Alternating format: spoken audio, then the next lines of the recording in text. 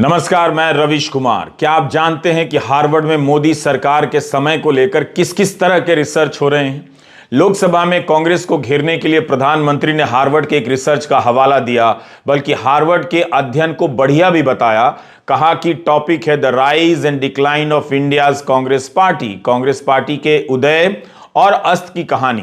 इसके बाद प्रधानमंत्री कहते हैं, मुझे विश्वास है कि भविष्य में कांग्रेस की बर्बादी पर हार्वर्ड नहीं, बड़े बड़े विश्वविद्यालयों में अध्ययन होना ही होना है। क्या आप जानते हैं कि हार्वर्ड केनेडी स्कूल के छात्रों ने भाजपा और मोदी सरकार पर रिसर्च पेपर और लंबे लेख लिखे हैं? इसके टाइटल हम बता देते हैं ताकि प्रधानमंत्री अपने मन की बात में चाहें तो शामिल कर लें। जुलाई 2016 में शानूर सिरवाई का लेख the rising tide of intolerance in Narendra Modi's India तो हार्वर्ड में ही छपा है। एक का टाइटल है the rise and decline of India's Congress party, दूसरे का टाइटल है the rising tide of intolerance in Narendra Modi's India. एक कांग्रेस पार्टी की बात कर रहा है तो दूसरा भारत के स्तर पर बात कर रहा है कि नरेंद्र मोदी के भारत में असहिष्णुता का ज्वार काफी चढ़ गया है। हम आज के कार्यक्रम में इस पर विस्तार से बात करने वाले हैं कि येल यूनिवर्सिटी, स्टैनफोर्ड यूनिवर्सिटी और हार्वर्ड यूनिवर्सिटी में मोदी सरकार के दौर के बारे में क्या क्या रिसर्च हो रहा है।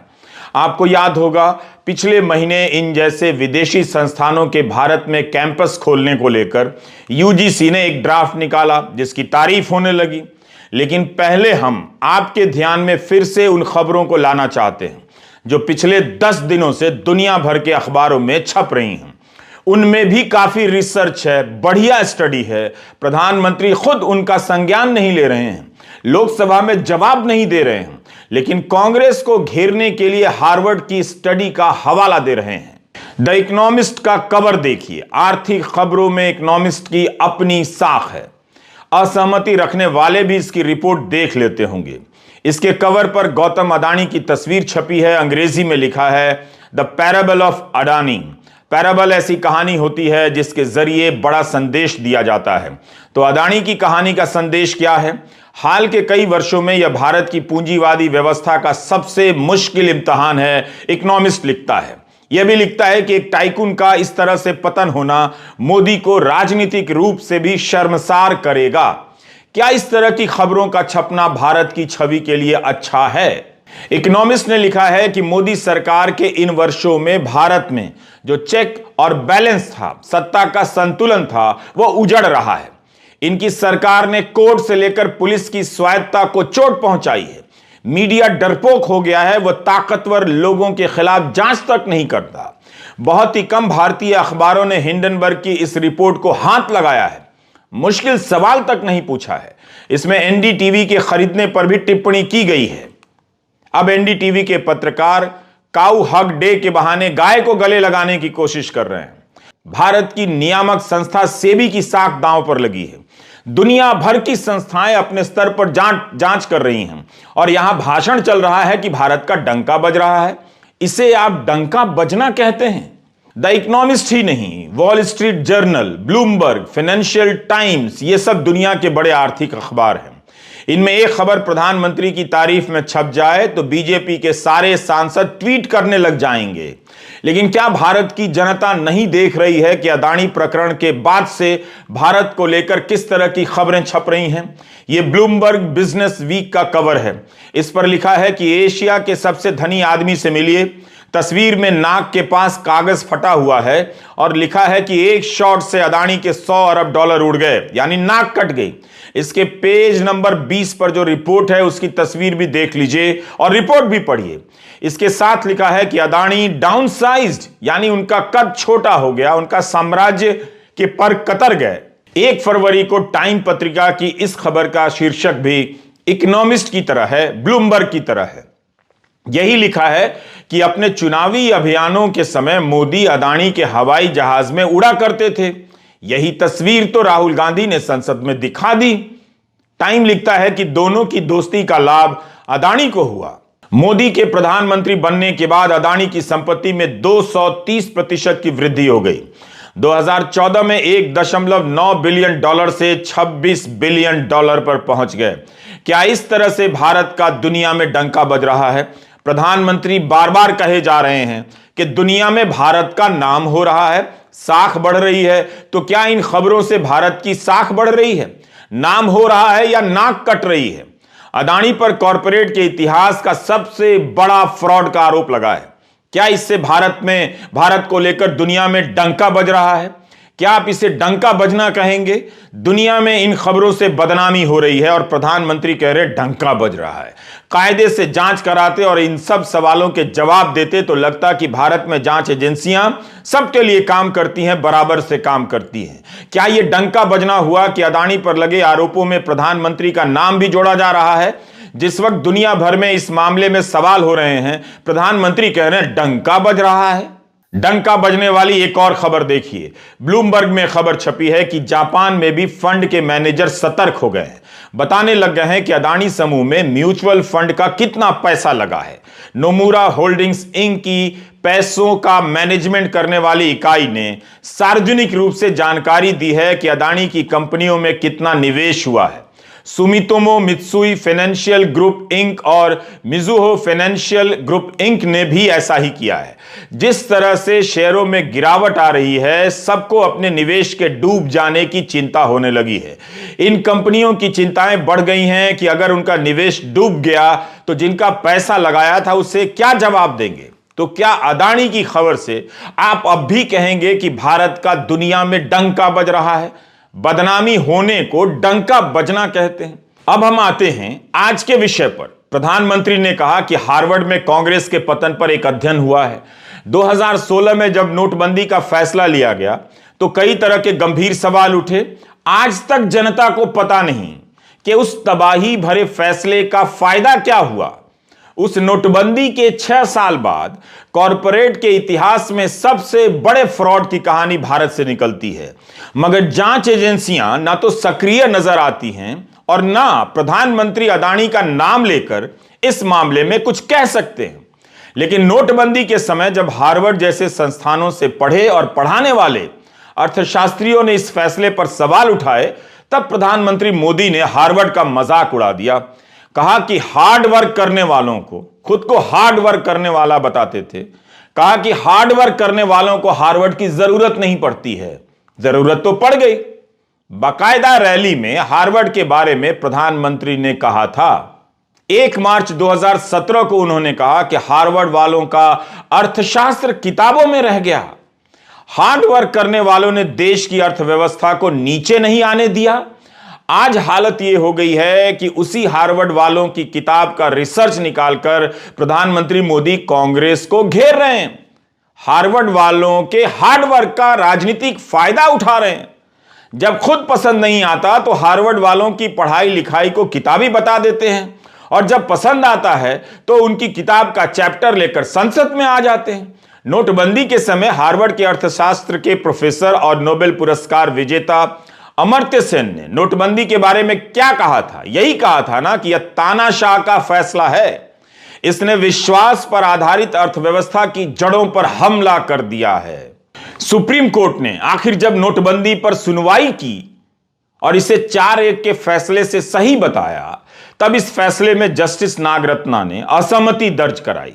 लिखा कि बहुत गंभीर मुद्दा है, इस फैसले से देश की अर्थव्यवस्था और नागरिकों पर प्रभाव पड़ता है। सरकार ने इसे अधिसूचना के जरिए क्यों लागू किया? उन शक्तियों का प्रयोग किया जा सकता था जो सरकार के पास थी। अधिनियम का सहारा क्यों लिया गया? विधेयक का सहारा लिया जा सकता था।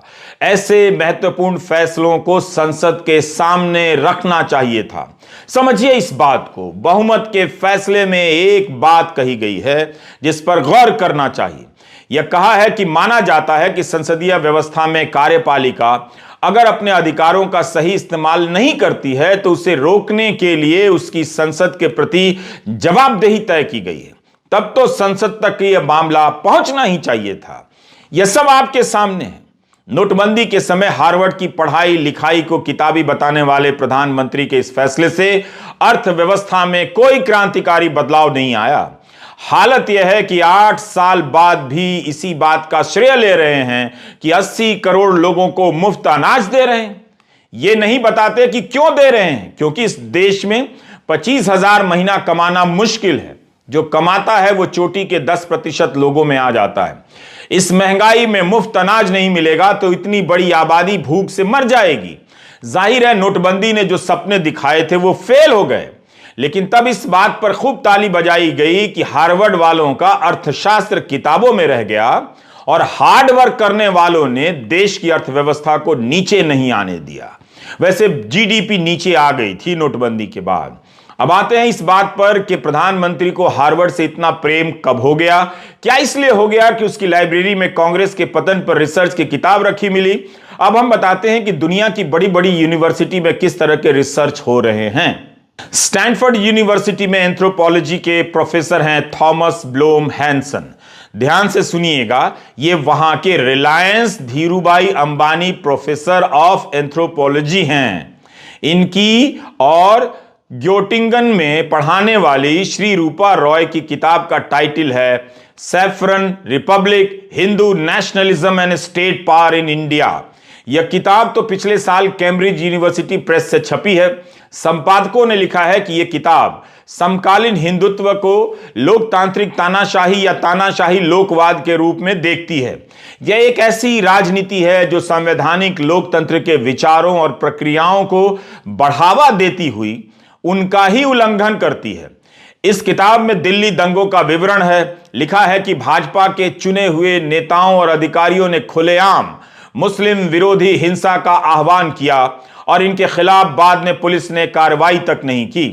इस किताब में यह भी लिखा है कि किस तरह से नागरिकता कानून विरोधी शांतिपूर्ण प्रदर्शन को भाजपा के छोटे नेताओं से लेकर मोदी और शाह ने परोक्ष या अपरोक्ष रूप से एंटी नेशनल करार दिया। यह भी लिखा है कि उस हिंसा में हिंदुओं की भी मौत हुई तो यह सब किसी समुदाय को संत के रूप में दिखाने के लिए नहीं कहा जा रहा है, मगर उस समय खास तौर पर मुस्लिम विरोधी माहौल बनाया गया जिसका उस हिंसा में बड़ा योगदान रहा। अगर इस किताब की चर्चा राहुल गांधी लोकसभा में कर देते तो बीजेपी की सांसद मांग करने लगते कि कार्यवाही से हटा दी जाए, मगर इस किताब के संपादक का नाम भी ठीक से देख लीजिए। स्टैनफोर्ड यूनिवर्सिटी के Reliance Dhirubhai Ambani professor of anthropology Thomas Blom Hansen इसके संपादक हैं। अगर कांग्रेस के पतन पर अध्ययन हुआ है तो भारत में नव हिंदुत्व के नाम पर लोकतंत्र को खत्म किए जाने के प्रयासों पर भी अध्ययन हो रहे हैं। किताबें छप चुकी हैं। कांग्रेस के पतन पर भारत की कई यूनिवर्सिटी में आज से नहीं पिछले 40 साल से शानदार रिसर्च हुए। प्रधानमंत्री एंटायर रिसर्च साइंस को ही अपने भाषण में रख सकते थे। एंटायर प्रधानमंत्री को हार्वर्ड की लाइब्रेरी से यही लेख मिला कि कांग्रेस का उत्थान और पतन कैसे हुआ। हम इन उदाहरणों से यह भी बताना चाहते हैं कि उनके यहां तो आपकी सरकार को लेकर भी बहुत गंभीर अध्ययन हो रहे हैं। क्या आप उसे स्वीकार करना चाहेंगे? येल यूनिवर्सिटी भी अमेरिका की एक बड़ी यूनिवर्सिटी है। इसके प्रोफेसर की एक किताब का जिक्र करने वाला हूं। स्टीवन आई विल्किंसन की यह किताब कैम्ब्रिज यूनिवर्सिटी प्रेस से छपी है। इस किताब में उन्होंने गहराई से भारत की चुनावी राजनीति में दंगों के इतिहास पर शोध किया है। कई पार्टियों के दंगों के इतिहास पर लिखा है, कांग्रेस और भाजपा दोनों के। बताया है कि कैसे चुनाव जीतने के लिए दंगों को गढ़ा जाता है। कुछ सरकारें दंगे रोकती हैं, कुछ नहीं रोकती हैं। तो क्या प्रधानमंत्री इस किताब के बारे में बात करना चाहेंगे संसद में? पर इस किताब में बीबीसी की डॉक्यूमेंट्री वाली कई सारी बातें लिखी हैं। तो क्या इस किताब को भी बैन कर देंगे? प्रधानमंत्री कहते हैं कि दुनिया भर में भारत का डंका बज रहा है। बीबीसी ने हाल ही में लंदन के दर्शकों के लिए, ब्रिटेन के दर्शकों के लिए एक डॉक्यूमेंट्री दिखाई। उसमें गुजरात दंगों के समय उनकी भूमिका को लेकर सवाल है, मगर ज्यादा सवाल तो ब्रिटेन की सरकार से थे। मगर भारत में उस डॉक्यूमेंट्री को बैन कर दिया गया। तो क्या भारत का डंका बज रहा होगा? बीबीसी की डॉक्यूमेंट्री बैन करने से किस तरह से दुनिया में भारत का डंका बज जाता है, जरा बताइए। अब हार्वर्ड केनेडी स्कूल के छात्रों ने जो भाजपा और मोदी सरकार पर रिसर्च पेपर लिखे हैं उसका नाम हम फिर से बता रहे हैं। कुछ का नाम हम पहले बता चुके हैं। मई 2019 में कल्पना जैन का लेख है cow vigilantes and the rise of Hindu nationalism, और जुलाई 2016 में शानूर सिरवाई का लेख जिसके बारे में हमने शुरू में ही बताया, the rising tide of intolerance in Narendra Modi's India. 2015 में लंबा चौड़ा लेख छपा Indian media crisis in the fourth state. इसमें प्रधानमंत्री मोदी और मीडिया के रिश्ते पर खूब लिखा गया, कैसे कुछ मीडिया गोदी हो गया और जो कुछ नहीं हुआ उसने किन कठिनाइयों का सामना किया है। इसी तरह negotiating democracy and religious pluralism India, Pakistan and Turkey, जो ऑक्सफोर्ड यूनिवर्सिटी प्रेस से छपी है। इस किताब के संपादक हैं कैरन बार्के, सुदीप्ता कविराज और वत्सल नरेश। बार्के यूनिवर्सिटी ऑफ कैलिफोर्निया बर्कली में प्रोफेसर हैं। सुदीप्ता कविराज कोलंबिया यूनिवर्सिटी में पॉलिटिकल साइंस के प्रोफेसर हैं। वत्सल हार्वर्ड में सोशल स्टडीज पढ़ाते हैं। इस किताब में भारत में लोकतंत्र, धर्म की राजनीति और मौजूदा राजनीतिक परिवेश पर आपको लेख मिल जाएंगे। कांग्रेस का पतन कैसे हुआ, इस रिसर्च को पढ़ना चाहिए, लेकिन प्रधानमंत्री को यह भी पढ़ना चाहिए कि उनकी सरकार के समय मीडिया, असहिष्णुता, लोकतंत्र को लेकर किस तरह के सवालों पर अध्ययन हो रहे हैं। दुनिया के अखबारों में अदानी प्रकरण को लेकर भारत की चर्चा किस तरह से हो रही है। जिस तरह से दुनिया भर में अदानी को लेकर खबरें छप रही हैं, उन खबरों को बताने के लिए अलग से एक चैनल लॉन्च करना पड़ेगा, अदानी समाचार के नाम से। अदानी समाचार में पहली खबर है जापान से। निके एशिया में रोस्के हांदा की रिपोर्ट छपी है कि अदानी पर जो कर्जा है वह भारत की अर्थव्यवस्था का 1% से अधिक हो गया है। यह निके ने अपने विश्लेषण में पाया है, जिससे पता चलता है कि समूह का विस्तार कितना बड़ा है। अदानी की 10 कंपनियों पर 3 लाख करोड़ से अधिक का कर्जा बताया गया है। हम इनके अध्ययन की पुष्टि तो नहीं कर सकते, मगर अदानी समाचार के तहत इनका संकलन कर सकते हैं, ताकि आपको पता चले कि दुनिया में भारत का डंका किस तरह से बज रहा है। इस अध्ययन में बताया गया है कि फ्रॉड के आरोपों के बाद निवेशक कर्जे को लेकर चिंतित हैं। अदानी समाचार में दूसरी खबर है फ्रांस से। फ्रांस की टोटल एनर्जी ने अदानी के साथ $4 अरब के निवेश की योजना पर रोक लगा दी है। पिछले साल जून में दोनों की साझेदारी का ऐलान हुआ था, मगर दस्तखत नहीं हुए थे। पिछले साल की घोषणा के अनुसार total energy Adani new industry limited में 25% की हिस्सेदारी लेने वाला था। टोटल एनर्जी के चीफ ने कहा है कि जब तक चीजें साफ नहीं हो जाती हैं, हाइड्रोजन प्रोजेक्ट रुका रहेगा। अदानी समाचार में आज की तीसरी खबर, एमएससीआई एक काफी बड़ा इंडेक्स है। इनके इंडेक्स पर कैपिटल के मुताबिक किसी कंपनी का हिस्सा होता है, यानी जिस कंपनी का कैपिटल अधिक होता है उसका भार ज्यादा होता है। पिछले 10-12 दिनों में अदानी के स्टॉक्स में जो उतार चढ़ाव आए, उसके चलते अपने फरवरी समीक्षा में एमएससीआई ने यह फैसला लिया है कि अदानी ग्रुप के फ्री फ्लोट और मार्केट कैपिटलाइजेशन में 1 मार्च से कटौती कर देगा। सीएनबीसी ने लिखा है कि एमएससीआई के मुताबिक कुछ निवेशकों को हमारे नियमों के अनुसार फ्री फ्लोट की श्रेणी में नहीं रखा जाना चाहिए। अदानी के 8 स्टॉक जो एमएससीआई स्टैंडर्ड इंडेक्स में शामिल थे, उनमें से 4 का वेटेज यानी वजन घटा दिया गया है। इसमें Adani enterprises, total gas transmission और एसीसी शामिल हैं। इससे इन स्टॉक से काफी आउटफ्लो होने की आशंका है, यानी शेयर कैपिटल के और गिरने की आशंका जताई जा रही है। इसके अलावा नुवोमा वेल्थ मैनेजमेंट ने अपने एक नोट में लिखा है कि एमएससीआई ग्लोबल स्टैंडर्ड इंडेक्स ने भी अदानी एंटरप्राइजेस की वेटेज को 0.5% से कम कर दिया है और आशंका जताई है कि इससे अन्य 3 स्टॉक्स में भी गिरावट देखी जा सकती है। इससे $500 मिलियन का घाटा होने का अनुमान है, यानी 4000 करोड़ रुपए से ज्यादा का नुकसान। इन घोषणाओं के बाद अदानी समूह के शेयरों में गिरावट देखी गई। अदानी समाचार में चौथी खबर है लंदन से।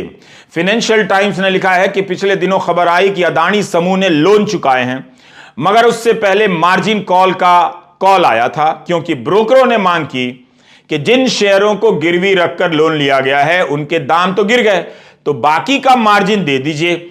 अगर हमसे कोई त्रुटि हुई इन सूचनाओं को बताने में, तो मार्जिन कॉल का मामला यही है। फाइनेंशियल टाइम्स ने सूत्रों के हवाले से यह खबर लिखी है।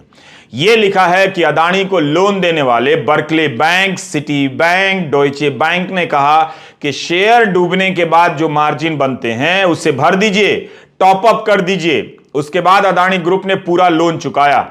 यह भी लिखा है कि इसे चुकाने के लिए कौन सा फंड इस्तेमाल किया गया, इसका पर्दाफाश नहीं किया गया है। इस पर तृणमूल कांग्रेस की सांसद महुआ मोइत्रा ने ट्वीट किया कि 24 घंटे के भीतर झूठ का भांडा फूट गया। अदानी समाचार में 5वीं खबर नॉर्वे से है। नॉर्वे के सोवरेन फंड ने अदानी समूह की 3 कंपनियों में जो शेयर खरीदे थे उसे बेच दिया है। मीडिया रिपोर्ट के अनुसार $200 मिलियन के शेयर बेच दिए। इसने तो हिंडनबर्ग की रिपोर्ट आने के पहले से ही बेचना शुरू कर दिया और पैसा निकाल लिया। नॉर्वे सॉवरेन फंड को दुनिया का सबसे बड़ा स्टॉक इन्वेस्टर कहा जाता है। इस फंड का कहना है कि अदानी समूह में अब हमारा कोई पैसा नहीं है। इस फंड का पैसा दुनिया की 9,200 कंपनियों में लगा है। सोचिए, 9,200 कंपनियों में अब अदानी समूह की कंपनी बाहर हो गई है, एक भी नहीं है। सूत्रों के हवाले से अदानी समाचार में छठी खबर न्यूयॉर्क से है। फाइनेंशियल टाइम्स ने खबर छापी है कि गौतम अदानी ने वॉल स्ट्रीट की एक ताकतवर एक्टिविज्म डिफेंस लॉ फर्म को हिंडनबर्ग के खिलाफ लड़ाई में हायर किया है। सूत्रों ने फाइनेंशियल टाइम्स को बताया है कि पिछले कुछ दिनों में न्यूयॉर्क के कई बड़े वकीलों से अदानी समूह ने इस मामले को लेकर विमर्श किया है और अब वैक्टेल लॉ फर्म को हायर किया है, जो अमेरिका की सबसे महंगी लॉ फर्म्स में से एक है। नॉर्वे सोवरेन फंड तो पहले से ही अपना पैसा निकालने लगा और पिछले साल के आखिर तक काफी निकाल लिया। तो जाहिर है कुछ लोग समझ रहे होंगे कि मामला क्या है। दुनिया का सबसे बड़ा फंड 9,200 कंपनियों में निवेश करता है और भारत की सबसे बड़ी कंपनी से निवेश निकाल लेता है। क्या इस खबर से दुनिया में भारत का डंका बज रहा है? दुनिया भर में अदानी को लेकर जितनी खबरें छपी हैं, अगर उनका आप संकलन कर लेंगे तो पता चलेगा कि भारत की कितनी बदनामी हो रही है। इन खबरों को बताने के लिए अलग से अदानी समाचार शुरू कर दीजिए। अदानी ग्लोबल चैनल बनाना चाहते थे, फाइनेंशियल टाइम्स की तरह। उसी फाइनेंशियल टाइम्स में उनके समूह को लेकर जिस तरह की खबरें छप रही हैं, क्या भारत के चैनल पर उसका कवरेज देख पा रहे हैं?